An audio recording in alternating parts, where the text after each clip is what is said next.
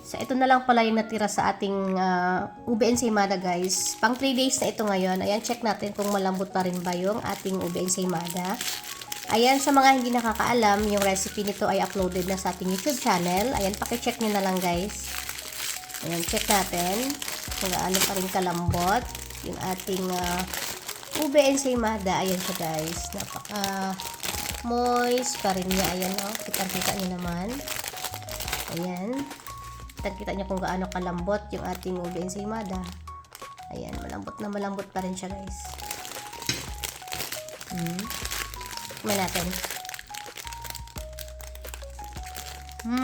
Dun pa rin yung pagka-moist niya, guys. Harap.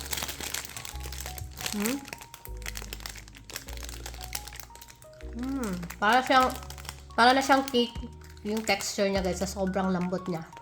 Ayan naman yung ito naman yung ating feeling sa kanya, yung ube halaya.